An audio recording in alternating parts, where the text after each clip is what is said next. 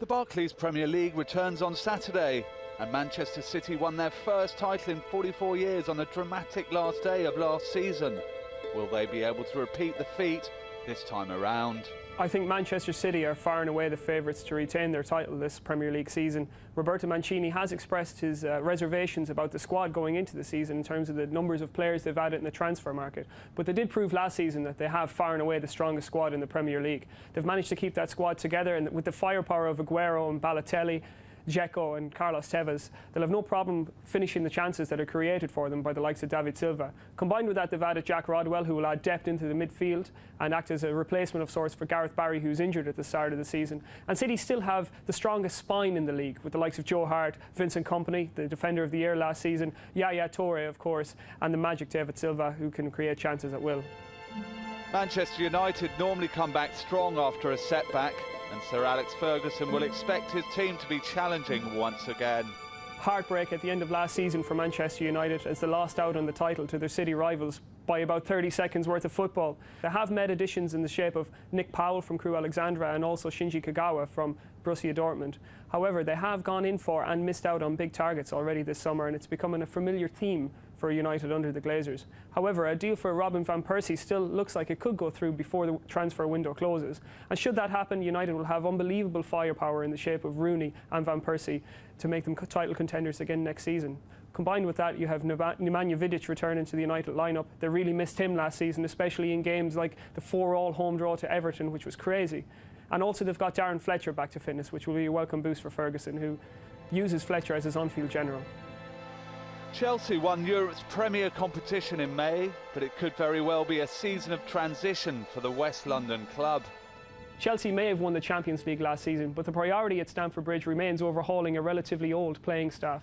This summer they have rejuvenated the squad with Oscar, Eden Hazard and Marco Marin, and the task for Roberto Di Matteo will be to prove to Roman Abramovich that he's the man to carry this revolution forward. Didier Drogba has obviously departed for the Chinese Super League, and replacing him will be key, not only his goals but also his influence. And it's time for Fernando Torres to stand up and prove his £50 million price tag once and for all. Arsenal's trophy drought is now 7 years, and with captain Robin van Persie refusing to sign a new contract, there hasn't been a shortage of headlines about the North London club this summer. Familiar problems for Arsene Wenger at Arsenal as he contemplates losing another star player during the summer transfer window. Last season it was Cesc Fabregas and Samir Nasri who departed, and this season he may have to do without Robin van Persie. However, as opposed to last season when he was scrabbling around for talent on the last day of the transfer window, he's already got the bulk of his summer business done. Olivier Giroud, Lucas Podolski and Santi Cazorla have all been brought to the Emirates this summer.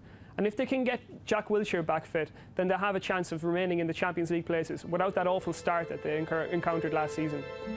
Tottenham changed managers in the summer, and Andre Villas-Boas will feel he has plenty to prove.